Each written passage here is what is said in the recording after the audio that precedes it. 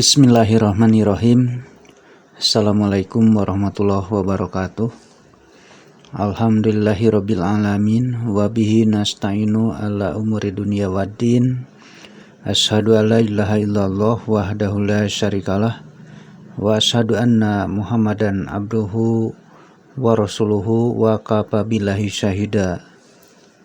Sahabat pena, jumpa kembali di Kober Pena, komentar berita, peristiwa, dan fenomena.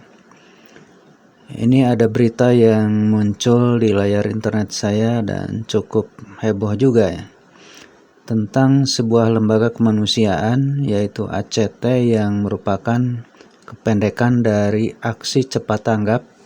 Kasusnya adalah dugaan penyimpangan dana kemanusiaan yang dihimpun dari para donatur. Namun sampai kini masih dalam proses pembuktian oleh pihak berwajib.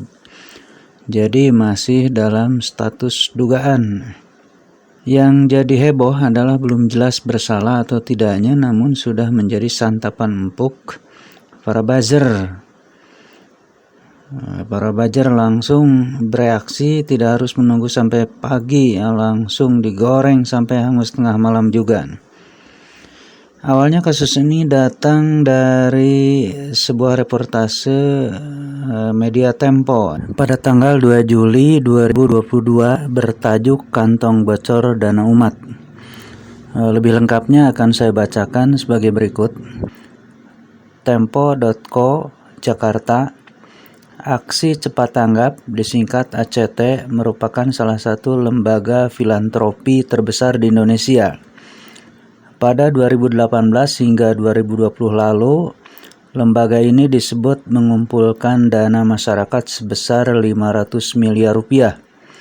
Sebagai pembanding, lembaga lain seperti Dompet Duafa dan Rumah Zakat mengumpulkan dana sebesar 375 miliar rupiah dan 224 miliar rupiah.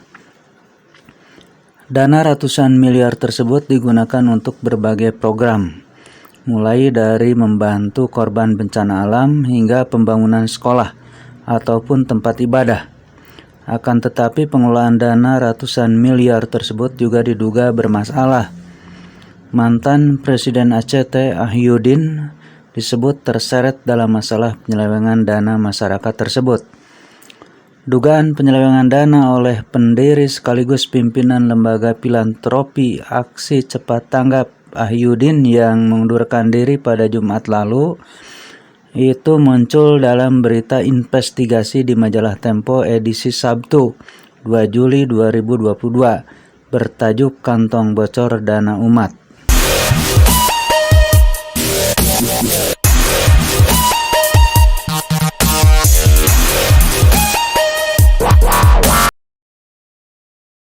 Kasus mencuatnya dugaan penyimpangan dana umat oleh ACT ini berawal dari laporan sebuah lembaga perusahaan yaitu PT Hydro. Merupakan perusahaan peralatan teknologi. Jadi si pelapornya ini bukan perorangan ya, tapi lembaga juga.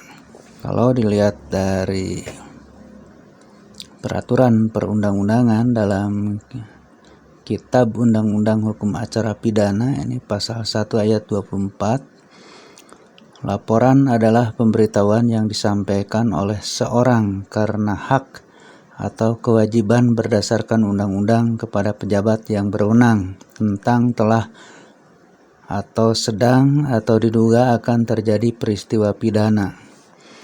Nah, ini kalau dijabarkan, saya pernah membaca dalam aturan lain, si pelapor ini harus benar-benar memenuhi kapasitas dan kredibilitas.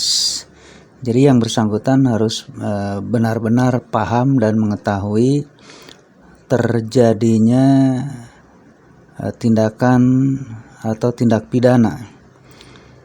Jadi si pelapor benar-benar secara objektif telah melihat dan menyaksikan terlapor melakukan tindak pidana, apakah itu korupsi, penyimpangan dana atau penyimpangan jabatan, atau ya masuk penistaan agama.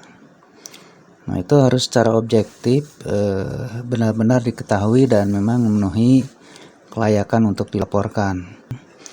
Tidak boleh ada tendensi untuk menyudutkan apalagi mencelakakan tanpa ada dasar hukumnya.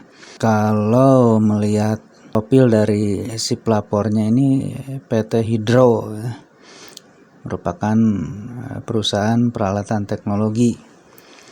Ya entahlah, barangkali yang bersangkutan memang sudah mengetahui dan sudah paham bahwa ACT ini layak untuk dilaporkan.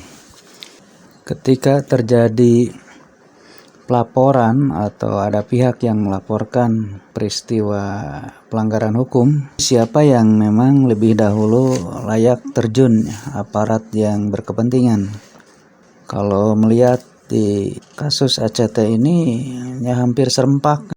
Di sini ada PPATK ya, memang ini berkewenangan ya, untuk meneliti kebenaran daripada kasus ini. PPATK, Pusat Pelaporan dan Analisis Transaksi Keuangan. Tapi ini ada yang aneh, terlibat juga BNPT, Badan Nasional Penanggulangan Teroris. Termasuk Densus 88-nya terjun. Bahkan Kemensos langsung membekukan izin operasional dari perusahaan ini, dari lembaga ini. Kemudian Senayan pun ikut bicara, ini serempak heboh ya. Padahal statusnya masih terduga. Ini apa yang sebenarnya terjadi? Ini jadi pertanyaan publik. Adapun yang menjadi pertanyaan besar ini bagi publik, ketika ini masih berstatus dugaan, seharusnya yang dikedepankan adalah ajas praduga tak bersalah. Ini biasanya kan kalau umpamakan seseorang pejabat ketika ditersangkakan oleh KPK, ini langsung berkembang wacana-wacana ajas praduga tak bersalah oleh para pejabat tertentu. Tapi untuk kasus ACT ini tidak ada pejabat yang mengatakan kita harus junjung tinggi ajas praduga tak bersalah. Tidak, langsung digoreng saja sampai gosong. Penyelidikan atau penyidik itu wajar ya untuk memanggil yang bersangkutan. Kenapa BNPT dan Densus 88 terjun ini mengikuti langkah PPATK?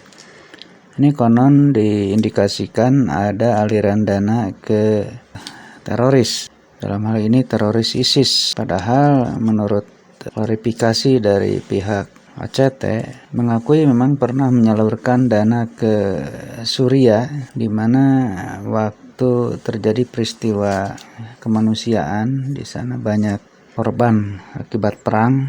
Di rumah sakit ikut membantu menyalurkan dananya untuk proses penyembuhan pasien yang dirawat di rumah sakit. Tanpa ada pertanyaan, yang penting kan kalau memang namanya kemanusiaan, siapapun itu manusia patut ditolong ya pasti ditolong.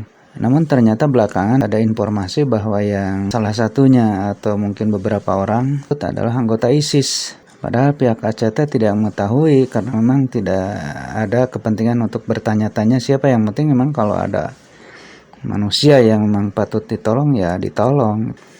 Nah ini sehingga dijadikan indikasi bahwa dana yang dialirkan oleh ACT ini diantaranya ada dana bantuan untuk teroris. Padahal kasusnya ya seperti tadi. Makanya memang wajar kalau BNPT dan Densus 88 terjun. Tapi mudah-mudahan penelitian ini membuahkan hasil yang benar-benar objektif. Jadi tidak hanya untuk tujuan-tujuan lain. Fenomena yang menjadi perhatian publik pada saat ini adalah kasus ACT masih dalam status terduga, langsung terjun PPATK, BNPT, Densus 88, Senayan pun bicara, Kemensos langsung mencabut izin usaha. Ini menjadi catatan keheranan ya bagi masyarakat pada umumnya. Kenapa bisa terjadi seperti ini? Apakah memang benar-benar keadilan hukum di negeri tercinta ini sudah tidak tegak sehingga lembaga yang berinisial atau representasi dari umat Islam ini langsung digeruduk gitu, diproses secara hukum tanpa ada status yang jelas, tanpa diberi proses ajas praduga tak bersalah. Padahal selayaknya terlebih dahulu siapa yang berwenang untuk melakukan penyelidikan. Barangkali di sini PPATK terlebih dahulu, Pusat Pelaporan dan Analisis Transaksi Keuangan. Kalau memang menurut penelitian daripada PPATK ada penyimpangan dan layak untuk dijadikan tersangka, ya silahkan diproses secara hukum. Adapun objeknya apakah ini perorangan atau memang lembaganya, hemat saya tidak mungkin kalau lembaga yang sebesar ini dengan jumlah karyawan yang demikian banyak secara keseluruhan ini beramai-ramai melakukan penyimpangan. Rasanya tidak mungkin dan mustahil. Konon katanya ini berawal dari konflik internal ketika Ahyudin, pimpinan sekaligus pendiri dari awal, disinyalir memiliki kekayaan yang kontroversi, merebak jadi persoalan internal. Selanjutnya bocor keluar dan dilansir oleh Tempo, sehingga pada akhirnya dilakukan penyelidikan oleh PPATK, tapi langsung terjun pihak yang menurut hemat saya ini belum saatnya karena masih terduga. Kemudian kalau kita bertanya tentang keadilan yang memang harus ditegakkan di negeri tercinta ini, coba kita lihat di sini ada kasus yang bersamaan muncul yang hampir tertutup oleh kasus ACT.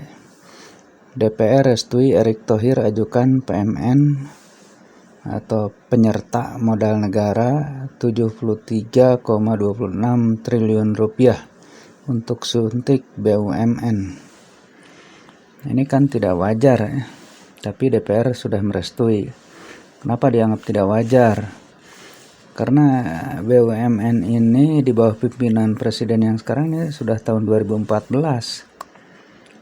Kemudian beberapa menteri BUMN dipercaya oleh Pak Jokowi. Kenapa tidak memiliki kredibilitas untuk bisa meningkatkan kapasitas BUMN ini sehingga rugi dan rugi sampai pada akhirnya Erick Thohir juga tidak mampu. Bahkan dengan mengajukan PMN ini menunjukkan bahwa yang bersangkutan memang tidak memiliki kapasitas. Nah, ini sebetulnya harus menjadi perhatian juga. Para belajar bagaimana ini tentang ini. Selanjutnya bagaimana pula ini tentang jemaah haji Puroda yang dideportasi oleh pemerintah Arab Saudi dari Jeddah. Padahal mereka sudah membayar ratusan juta rupiah, merupakan jemaah haji secara khusus, tapi ternyata ini juga lembaga pengelola jemaah haji yang diprakarsai oleh pemerintah. Pelaksanaan Haji Puroda adalah program perjalanan haji yang tidak memanfaatkan kuota haji reguler dari pemerintah Indonesia. Nah, ini adalah program pemerintah. Ini juga tidak berjalan kan. 46 jemaah calon haji Indonesia dideportasi dari Jeddah. Nah, tolong ini para bujar bagaimana? Bisa tidak ini menyoroti persoalan ini? Selanjutnya, ini juga yang beberapa bulan lalu Bendahara Umum Pengurus Besar Nahdlatul Ulama Mardani H. Maming sudah terima penetapan tersangka KPK. Hingga saat ini kan masih senyap kembali. Kalau tidak salah ini belum ditahan. Ini memang mencoreng nama ormas Islam terbesar di Indonesia, NU. Kalau memang ulamanya ini yang terlibat sebagai bendahara, saya pikir ini buzzer ini rame ya. Tapi karena memang ini sudah diklarifikasi oleh Ustadz Fahim melalui channel Benteng Akidah, bahwa Mardani H. Maming ini ternyata bukan kader NU. Ini datang dari kader sebuah partai penguasa. Ya, pada akhirnya ya itulah keadilan yang bermasalah di negeri kita. Nah, selanjutnya ini dilansir dari Radar Aktual. Profesor Didik Rahbini ungkap Jokowi sembunyikan utang 921 triliun rupiah. Waduh, ini sembunyikan utang ya, tidak ada dalam daftar laporan ke publik konon katanya ya. Ini bagaimana ini? Tolong para bujer juga ya, bertindaklah secara adil. Soroti kalau memang Anda kritik-kritik Anda atau ujaran-ujaran Anda bertujuan untuk memperbaiki kondisi negeri ini, ya harus bersifat adil ke semua pihak, jangan hanya kepada yang datang dari kalangan umat Islam saja. Ini sepertinya kan Islamofobia ini memang benar-benar menjangkiti kaum elit-elit politik di negeri tercinta ini. Selanjutnya ini kasus Ustadz Yusuf Mansur. Kalau tidak salah ini mulai mencuat tanggal 19 Desember 2021 ya, sudah beberapa bulan lalu. Ini di tajuk disebutkan telah ditangkap polisi. Ya jelas kalau ditangkap ini berarti sudah ditersangkakan. Tapi hingga saat ini yang bersangkutan masih bebas-bebas saja. Ini bagaimana keadilan hukum di negeri kita ini?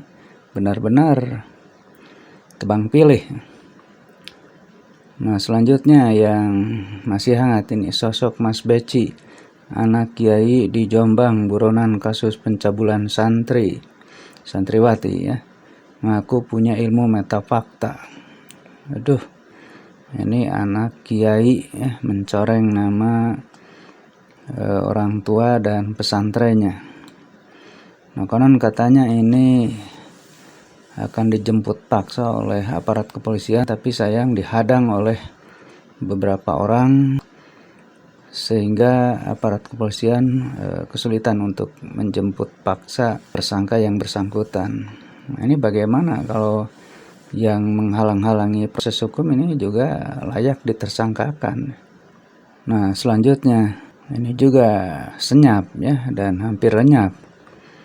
Kronologi kasus Gibran dan Kaesang yang dilaporkan dosen UNJ ke KPK. Nah, ini dilaporkan ya harus segera diproses penyelidikan dan penyidikan. Kalau memang yang bersangkutan bersalah ya tersangkakan. Kalau memang tidak bersalah ya rehabilitasi nama baiknya. Proses hukum sebetulnya harus adil ke semua pihak, dan kalau memang yang bersangkutan tidak bersalah ya bebaskan, tapi kalau bersalah ya semuanya proses secara hukum. Jangan sampai kita ini tersindir ya oleh kalimat yang diucapkan Habib Rizik Syihab. Sampai jumpa di pengadilan akhirat, pengadilan yang benar-benar akan terjadi, pasti terjadi dan akan berlangsung seadil-adilnya. Siapa yang bersalah dan siapa yang benar ya itu akan ditempatkan sesuai dengan janji Allah Subhanahu wa taala. Jangan main-main itu dengan kepastian yang akan ditetapkan oleh Allah Subhanahu wa taala.